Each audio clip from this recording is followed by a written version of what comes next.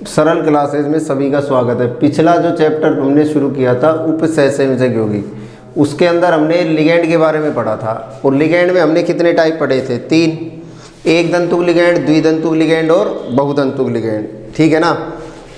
अब लिगैंड के बाद हम अगला जो भाग शुरू करेंगे वो है उपसहसंयोजक यौगिक का IUPAC नामकरण। भाई लिगैंड के नाम पढ़े थे हमने, और लिगैंड के नाम जो पढ़े थे उसके बाद अब हम शुरू करेंगे IUPAC नामकरण। अब वैसे तो IUPAC नामकरण के कुछ नियम हैं, ठीक है ना, लेकिन नियम तो मैं बताऊंगा, लेकिन उन नियमों को याद रखें ना रखें, ठीक है ना, कुल मिलाकर आपको कंप्लीट IUPAC नामकरण आ जाना चाहिए उसके अंदर नहीं।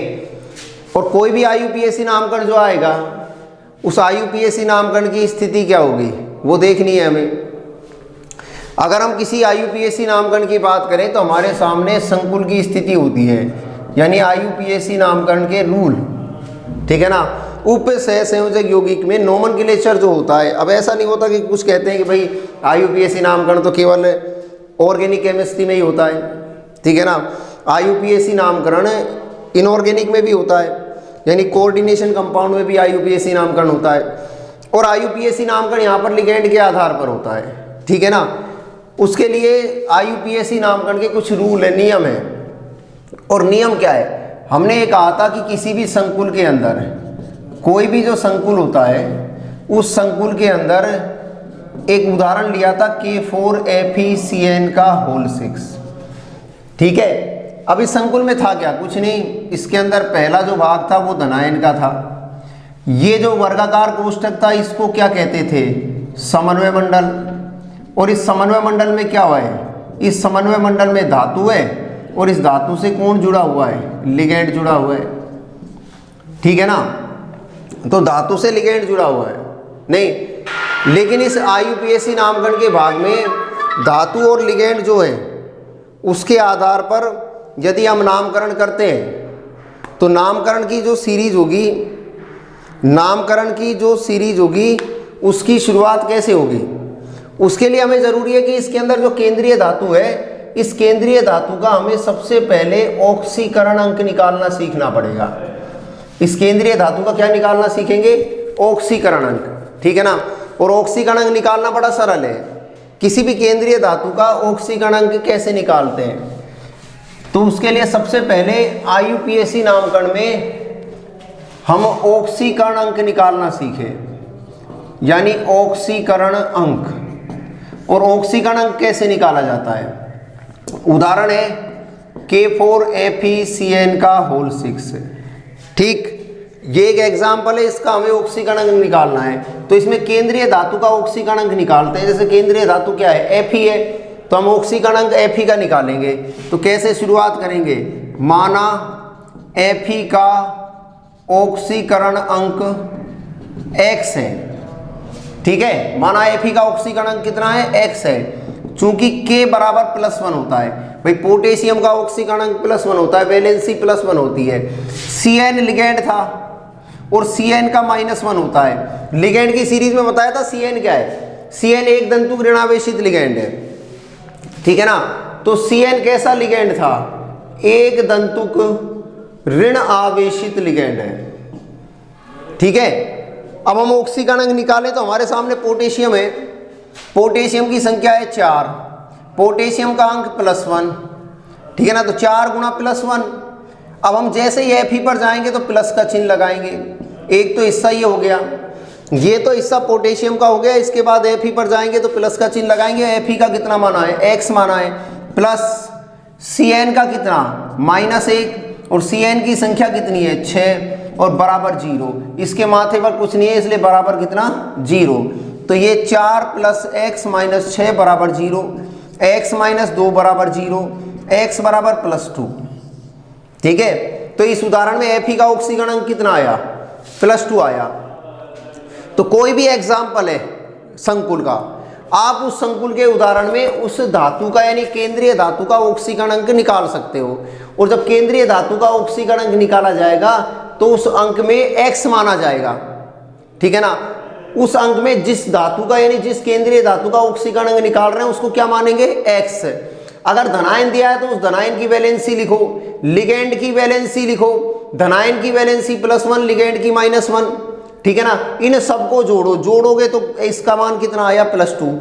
दूसरा उदाहरण देखो, अगला एग्जाम्पल इसमें, अगला जो एग्जाम्पल है ऑक्सीडेशन नंबर में वो ये है CuNH3 का होल 4 और SO4। यह अगला एग्जाम्पल है। एग्जाम्पल नंबर 2, इसमें Cu केंद्रीय धातु है, तो केंद्रीय धातु Cu है तो इसका ऑक्सीकरण निकालेंगे तो माना Cu का ON ऑक्सीडेशन नंबर कितना है X है, मतलब कॉपर का ऑक्सीकरण कितना है X है। SO4 बराबर होता है -2, ये SO4 ऋणायन है और सल्फेट का -2 होता है, सल्फेट की वैलेंसी -2 होती है।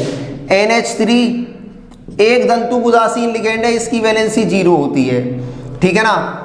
NH3 कैसा लिगेंड है, ये एक दंतु उदासीन लिगेंड है, उस दिन बताया है मैंने वीडियो में, ठीक। अब इसका ऑक्सीडेशन नंबर कितना आएगा, Cu का कितना हो गया X, NH3 का 0, तो 0 × 4 तो +0 और SO4 का -2 बराबर 0, तो X बराबर कितना हो गया +2। पक्षांतरण कर दिया तो X का मान कितना आया +2 आया, तो इसमें कॉपर का ऑक्सीडेशन नंबर कितना आएगा +2 आएगा, ठीक है। इसके बाद अगले उदाहरण पर चले।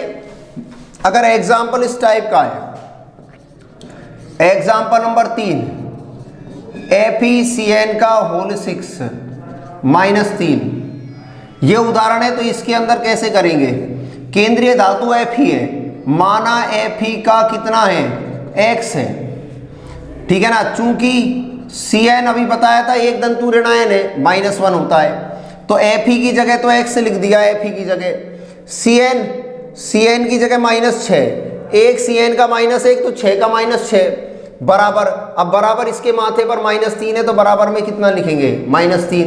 यहाँ पर ये -3 लग रहा है ना समन्वय मंडल पर, तो इसके आगे -3, अगर यहाँ कुछ नहीं लगा होता तो बराबर में कितना लिखते 0। इस पर अब कुछ नहीं लग रहा तो 0 लिखते, यहाँ पर -3 लगा है तो कितना लिखेंगे -3, तो x बराबर कितना आएगा +3, ठीक है ना। तो इसमें Fe का ऑक्सीकरण कितना आएगा, Fe का ऑक्सीडेशन नंबर +3 आएगा, ठीक है ना। इसी प्रकार अगला एग्जाम्पल करें, अगला उदाहरण इस प्रकार है PtNH3 का होल 2 Cl2, इसके अंदर केंद्रीय धातु प्लेटिनम है, प्लेटिनम का ऑक्सीडेशन नंबर निकालना है।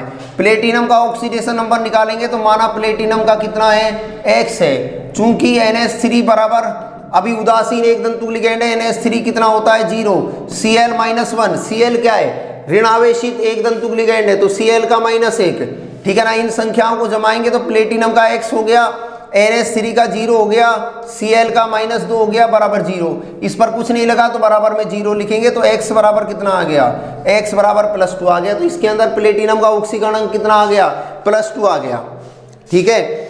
इसी प्रकार अगला एग्जाम्पल ले, अगला उदाहरण ऐसे है, कोबाल्ट है COH2O का होल 6 +3, ठीक है ना। इसमें कोबाल्ट का ऑक्सीकरण निकालेंगे इस उदाहरण में, तो इसमें कैसे शुरुआत करेंगे, माना कोबाल्ट का कितना है X है, चूंकि H2O क्या है, H2O उदासीन एक दंतु लिगेंड है, इसका ऑक्सीडेशन नंबर 0, ठीक है ना। तो कोबाल्ट का कितना हो गया X, H2O का कितना हो गया 0, बराबर में कितना +3, बराबर में +3 है ऊपर, तो X बराबर कितना आ गया, X बराबर +3 आ गया, ठीक है ना। तो इस उदाहरण में कोबाल्ट का ऑक्सीकरण कितना आ गया +3 आ गया, ठीक है। इसके बाद नेक्स्ट अगले उदाहरण पर चले। अगला जो एग्जाम्पल है वो है NiCO का होल 4, ठीक है। इसमें निकिल का ऑक्सीकरण निकालना है, इसमें निकिल का ऑक्सीकरण निकालना है तो माना Na का कितना है X है, चूंकि कार्बोनिल का ऑक्सीडेशन नंबर 0 है, ये CO क्या है, CO का मतलब कार्बोनिल है, और कार्बोनिल क्या होता है उदासीन एक दंतु लिगेंड होता है, तो कार्बोनिल उदासीन एक दंतु लिगेंड है और इस उदासीन एक दंतु लिगेंड का ऑक्सीडेशन नंबर कितना है 0 है। अतः निकिल की जगह x लिख दिया, कार्बोनिल की जगह 0 आ गया बराबर 0, इसके माथे पर कुछ नहीं है तो बराबर में 0 ही होगा, तो x बराबर 0। तो इसमें निकिल का ऑक्सीडेशन नंबर कितना आया, इसमें निकिल का ऑक्सीडेशन नंबर 0 आया, ठीक है ना, निकिल का ऑक्सीडेशन नंबर 0 हो गया इसके अंदर। नेक्स्ट इसके बाद अगला एग्जाम्पल ले, अगला उदाहरण ये है COEN का होल 3 प्लस, ठीक है, इसमें कोबाल्ट का ऑक्सीकरण निकालना है। अब की बार CO का मतलब कोबाल्ट है, पिछले वाले उदाहरण में CO का मतलब कार्बोनिल लिगेंड था, ठीक है ना, इसमें केंद्रीय धातु कोबाल्ट है, तो शुरुआत वैसे ही होगी। माना कोबाल्ट का ऑक्सीडेशन नंबर कितना है, x है, चूंकि EN बराबर, EN क्या बताया था, एथिलीन डाइएमीन होता है इसका नाम, ये द्विदंतुक उदासीन लिगेंड है, अतः इसका नंबर कितना 0। तो EN को क्या कहते हैं, द्विदंतुक उदासीन लिगेंड, इसका नाम क्या होता है, एथिलीन डाइएमीन। तो ये एथिलीन डाइएमीन है, द्विदंतुक उदासीन लिगेंड होता है और इसका ऑक्सीडेशन नंबर 0 होता है। तो कोबाल्ट की जगह x लिखेंगे प्लस 0 लिखेंगे बराबर प्लस 3 लिखेंगे, x बराबर कितना आएगा, प्लस 3 आएगा, ठीक है ना। तो इसमें कोबाल्ट का ऑक्सीडेशन नंबर कितना आएगा, प्लस 3 आएगा।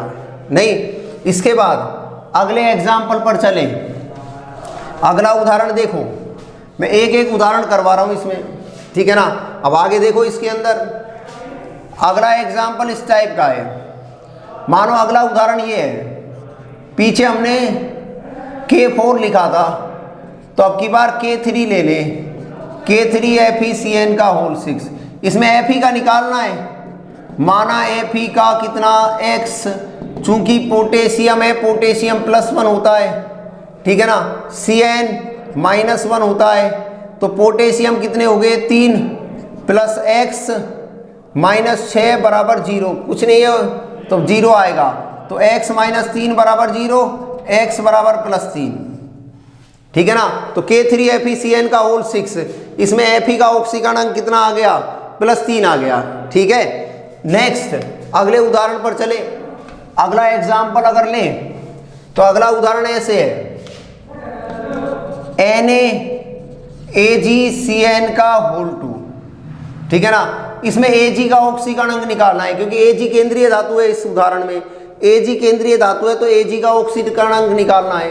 तो माना Ag का ऑक्सीडेशन नंबर कितना है, x है, चूंकि सोडियम बराबर +1 होता है, सोडियम पहले वर्ग में आता है, और +1 ऑक्सीडेशन नंबर। Cn का तो अब काफी बार आ गया, रिपीट हो गया, Cn -1 होता है, ऋणावेशित एक दंतुक लिगेंड होता है। सोडियम की जगह 1, Ag की जगह x, Cn की जगह -2 बराबर 0, तो x बराबर कितना आएगा, +1 आएगा। तो इसमें Ag का ऑक्सीकरण कितना आएगा, Ag का ऑक्सीकरण +1 आएगा, ठीक है ना। ये तो इसकी स्थिति हो गई। अगले उदाहरण पर चलें, अगला उदाहरण ऐसे है, उसने लिखा कोबाल्ट ऑक्सीलेटो, ठीक है ना, Cl2 नहीं, और ये -3, ठीक है। इस उदाहरण में कोबाल्ट का ऑक्सीकरण निकालना है, तो माना कोबाल्ट का ऑक्सीकरण कितना है, x है, तो कोबाल्ट का ऑक्सीकरण x है, चूंकि ऑक्सीलेटो बराबर -2 होता है। ऑक्सीलेटो क्या होता था, CO-, ये ऑक्सीलेटो है, तो ऑक्सीलेटो की वैलेंसी कितनी, -2, और Cl की वैलेंसी सभी जानते हैं -1 होती है, ठीक है ना। अब हमें इसमें कोबाल्ट का ऑक्सीडेशन नंबर निकालना है, तो माना कोबाल्ट का कितना हुआ x, एक ऑक्सीलेटो का -2, तो 2 का कितना -4, 2 है ना, तो 2 दूनी 4 -4 हो गया, एक Cl का -1, तो 2 का -2 बराबर, ऊपर कितना लिखा है -3, तो बराबर में -3 हो गया, तो x -6 बराबर -3, x बराबर +3, ठीक है। तो इस उदाहरण में कोबाल्ट का ऑक्सीकरण कितना आ गया, इस उदाहरण में कोबाल्ट का ऑक्सीकरण +3 आ गया, ठीक है ना। ये इसका रहा। अगला एग्जाम्पल करें, अगला उदाहरण ले, ग्लाइसिनेटो ले लें। अगले एग्जाम्पल में, अगला एग्जाम्पल ये है NiGly का होल 2, ठीक है ना।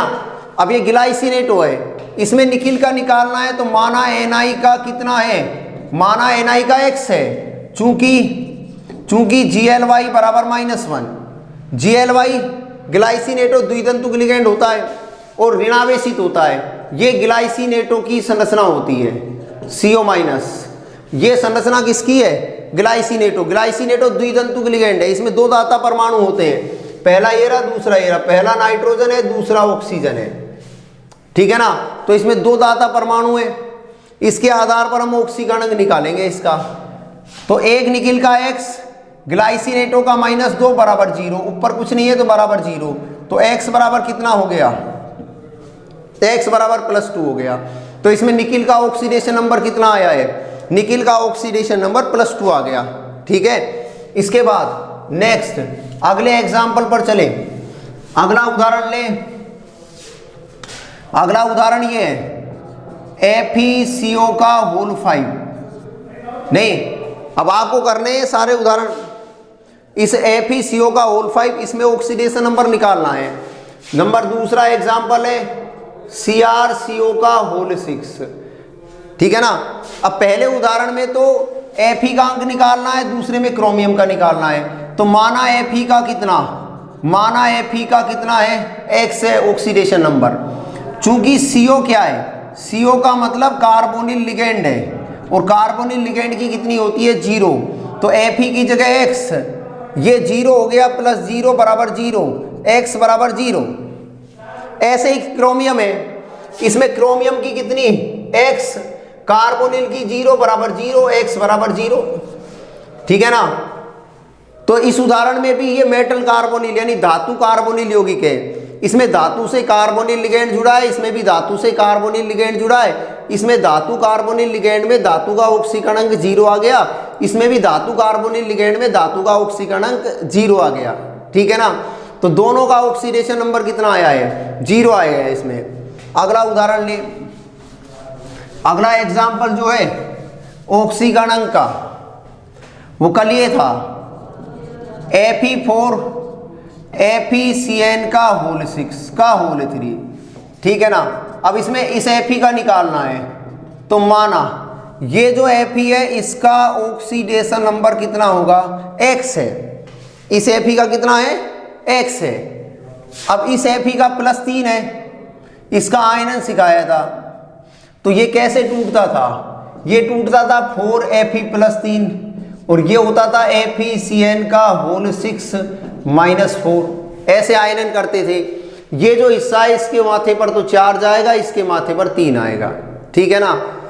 तो इसका मतलब इस Fe का, चूंकि पहले वाले Fe का कितना? +3, इसका +3 है और इस Fe का कितना है? X है और Cn का कितना है? Cn का -1 होता है, ठीक है ना। अब 4 Fe है तो 4 × 3 = 12, ये 12 हो गया ना पहला Fe, प्लस इस Fe का कितना? X। तो एक Fe कितना है? 3 से गुणा होगा तो कितना हो गया? 3x। भाई इसका x कितने से गुणा हुआ? 3 से, तो 3x हो गया है ना ये। और Cn का कितना? 1 का -1, तो 6 × 18, तो -18 बराबर 0, ठीक है ना। भाई 6 × 18 नहीं हो गए तो बराबर 0। तो ये यहां पर कितना हुआ? 3x -6 बराबर 0, 3x बराबर +6, x बराबर +2। तो इसमें अंदर वाले Fe का ऑक्सीडेशन नंबर कितना आया?